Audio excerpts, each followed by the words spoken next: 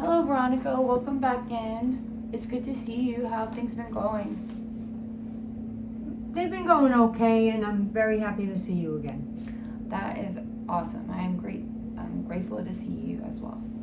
So we're gonna talk a little bit about the assessments that you took at the end of our last session together, and I'll just discuss briefly your results and just answer any questions that you have about them. Okay.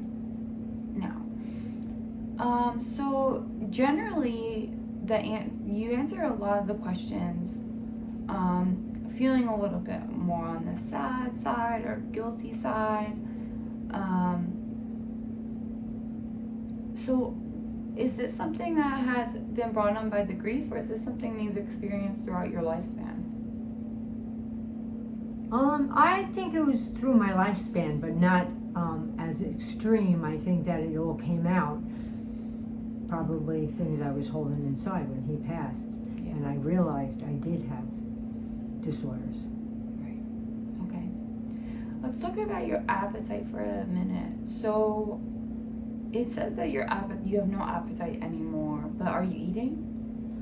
I'm eating, but I have physical things going on. That certain diet I can't eat, and most of the foods I like I can't eat. But I take supplements. I drink Ensure twice a day. I'm working on it. Okay.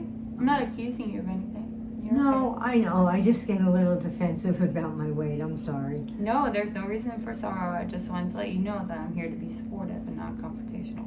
Thank you. You're welcome.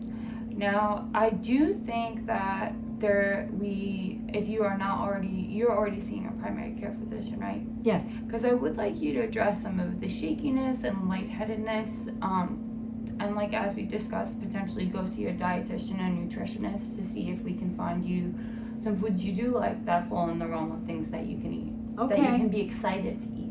Okay. I'll see if I go to a good building. They have a lot of doctors. Okay.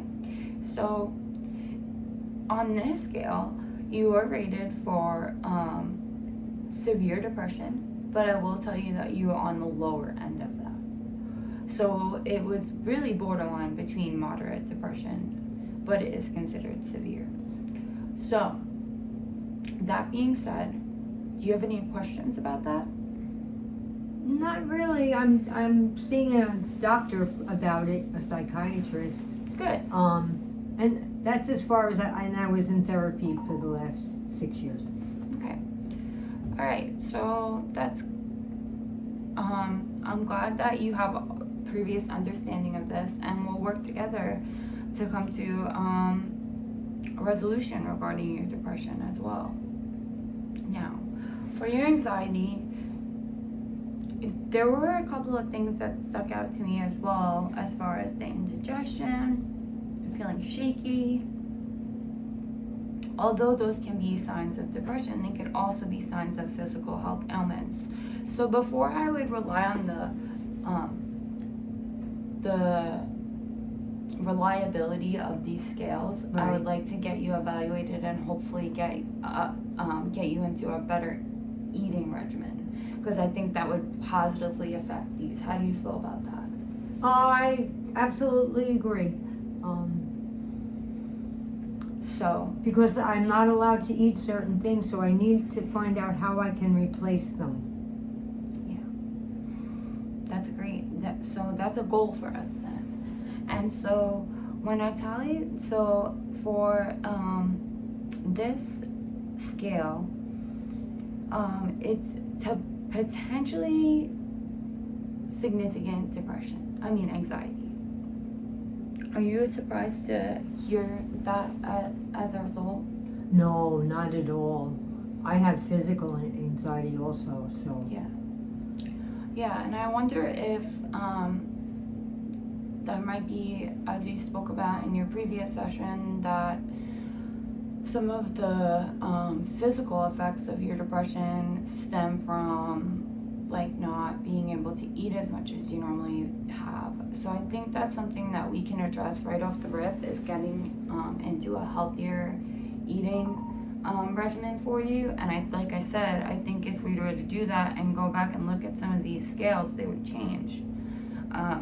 But although you've been confronted with potentially shocking information, but you said it really wasn't from your case, do you have any questions about having potentially significant depression or anxiety, or what it's going to look like as we move towards a solution for that? I have a trigger, so. Okay, can we talk about it? Yes, my son passed away, Okay. so that's my trigger, and that's how I found out I had some mental problems, diagnosis and I would be open to doing anything that you feel, as we trust each other down the road, would be good for me. Okay, so I think a really good method to take with you would be either eye movement desensitization and reprocessing, which is something that is a trauma-focused recovery, and it typically is effective between 6 and 12 sessions. Okay. So that is one avenue I would like to take. Or there is another evidence-based practice called brain spotting, which is very similar, where we would heal the traumatic, like the trauma specifically in the brain where it exists. Okay. And that is also done in about 6 to 12 sessions. So I want to see you achieve immediate relief. Now, the thing about these types of therapy is that because they are rapid, they can elicit strong emotions. So I just want to let you know that I'm Like here I throughout would be overwhelmed by some potentially by your grief or by a trauma from the past. But the coolest part about the EMDR is that you don't even necessarily have to go through this specific trauma with your therapist. You actually learn the skill and you can do it privately, and that's something that I really like about it. So I Okay. think these would potentially be good ideas for us to explore in the future, and thank you for being so cognitive and taking in these results as gracefully as you have, and I look forward to working with you. Thank you.